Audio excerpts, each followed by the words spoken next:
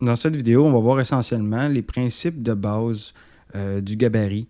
En fait, plus précisément, des pages gabarit. Les pages gabarit qu'on va retrouver dans l'onglet pages, dans la palette pages qu'on a là. On va avoir en haut, peut-être que vous l'avez déjà remarqué sans trop savoir à quoi ça pouvait servir, mais il s'agit là des fonctions un peu capricieuses, de CS5, CS6, sont encore un peu capricieuses, mais on va voir plus tard un petit peu que les nouvelles versions ont amélioré le fonctionnement de ces pages-là. Donc, on va voir l'essence qu'il y a derrière ces pages-là. C'est entre autres de servir de modèle à la création d'autres pages. Donc, supposons que j'ai parti un document bien simple, 8,5-11, en page en vis-à-vis, comme si j'allais monter un livre. Dans ce cas-ci, c'est ce que j'ai décidé pour vous présenter le projet. Voici la mise en page que j'accepterais, exemple, de convertir vers le gabarit. Il y a plusieurs méthodes, mais on va y aller simplement avec le copier-coller. Ça va nous aider à comprendre un peu plus facilement ce qu'il va y avoir là-dedans.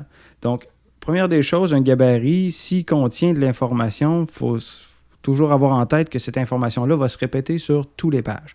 Donc, la première chose que je vais faire, c'est je vais conserver mon bloc de texte. Donc, je vais le retirer avec commande X, mais je vais quand même en conserver une copie ici sur le côté. C'est pas plus grave que ça. Celui-là, il va me servir plus tard. Comme là, je veux juste créer mon gabarit, mais je veux quand même garder mon bloc de texte. Donc, ici, je vais avoir ma boîte image, ma boîte image et ma boîte texte. Je vais prendre les deux, tout simplement, et je vais les couper de ma page. Je vais les enlever complètement. Je vais m'assurer qu'il n'y ait plus rien au niveau de ma page. Ça va être important parce que sinon, mon gabarit va comme passer par-dessus tout le temps. Donc, je vais double-cliquer ensuite sur une des pages gabarit. Exemple, ici, ce serait la page de droite. Ici, ce serait la page de gauche, quand on aura deux pages qui sont côte à côte, exemple, dans un livre. Donc, je vais partir de ma page de droite et je vais utiliser une fonction qui est très, très agréable dans InDesign. C'est le coller sur place. Coller sur place va permettre de recoller exactement au même endroit que ma mise en page avait été montée. Donc, si vous voulez convertir une mise en page qui a déjà été faite vers le gabarit, le coller en place pourra vous être très utile.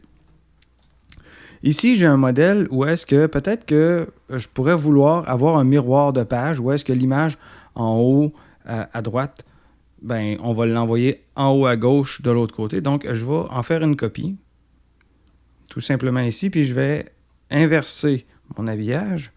Commande Alt-W, je vais inverser le point 25 de droite à gauche. Je m'assure qu'il est là, exactement. Et puis, pour le bloc de texte, je vais m'assurer que les deux soient chaînés. Donc, je vais partir du carré de chaînage qui est là, l'espèce de petit widget qui est là. Je vais cliquer dessus, m'assurer que j'ai chargé une chaîne de texte. Et puis, je vais aller faire un clic en coin de page. Si mes marges sont déjà établies, ma boîte va aller se coller aux marges. Si j'avais plusieurs colonnes sur ma grille de mise en page, il aurait vraiment descendu sur les colonnes définies par cette grille-là. On va y revenir un peu plus tard. Donc là, je vais m'assurer que mes boîtes de texte sont chaînées.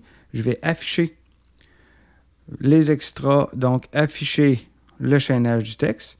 En affichant le chaînage du texte, quand je clique sur la première boîte, ma boîte, on voit qu'elle est vraiment liée de cette page, de la page de gauche vers la page de droite.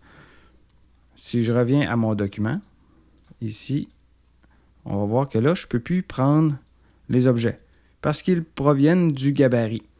C'est là l'essence un peu du gabarit. Donc, si je reviens à mon texte, puis que je vais prendre le petit plus ici dans le coin en bas, où je pourrais faire un simple copier-coller, sauf que comme je n'ai pas accès, le plus simple peut-être, partir de mon petit coin là, on verra comment déverrouiller les éléments plus tard.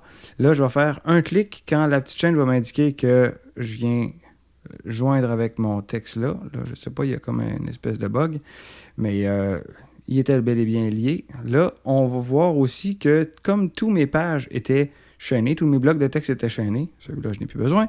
Comme tous mes blocs de texte étaient chaînés, il a lui-même créé toutes les pages selon mes pages gabarit.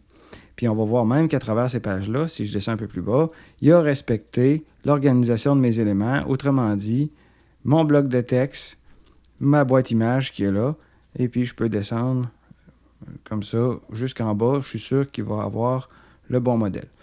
CS5 a justement un des caprices que si on a plusieurs modèles, exemple, là, j'ai créé, je vais aller dans mes pages gabarits, puis je vais créer un deuxième gabarit, parce qu'on peut en créer pratiquement à l'infini de ces gabarits-là. Je vais aller m'en faire un nouveau. Je vais faire un nouveau gabarit, donc on va y donner un préfixe, on verra pour les noms plus tard un petit peu. Le nombre de pages, je n'en veux 2, donc je vais avoir un second gabarit, puis si lui, j'y fabrique encore là mes boîtes de texte, je vais fabriquer une boîte de texte là, une boîte de texte là. Par contre, je vais lui faire une petite différence pour qu'on puisse voir justement cette fameuse relation-là entre les gabarits. Donc, je vais la rapetisser, exemple ici en milieu de page pour la page de gauche versus la page de droite. Pour appliquer le gabarit, tout simplement, on n'a qu'à glisser un gabarit, une des pages, vers l'autre page, puis il va s'appliquer automatiquement. Il y a aussi la méthode par appliquer un gabarit aux pages. On pourrait demander d'appliquer le gabarit B aux pages 6, 7, 8, 9, exemple. Mais si je demande ici la page 6, on va voir que le gabarit B, ici en tout petit, on voit que c'est le gabarit B. Si on veut les voir, on peut agrandir ça. À quelque part, option du panneau. Taille moyenne, on peut demander Jumbo. Exemple ici, Jumbo, ça va me permettre d'avoir un meilleur aperçu. Donc, on a dit qu'on avait modifié la page 6 qui était sur le gabarit B.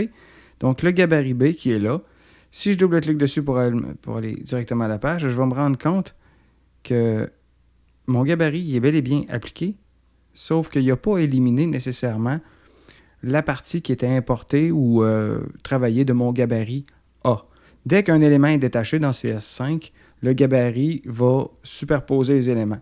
Donc, la solution serait de rebâtir la page. S'il y avait plusieurs éléments, la solution est vraiment de rebâtir la page en venant chaîner le bloc de texte et en supprimant celui dont j'ai plus besoin. En gros, ça fait le tour de la base sur le gabarit et de ses petits caprices comme vous venez de le voir. On va voir dans les prochaines vidéos qu'il y a quand même plusieurs possibilités à ces gabarits-là, mais ceci étant un bon point de départ.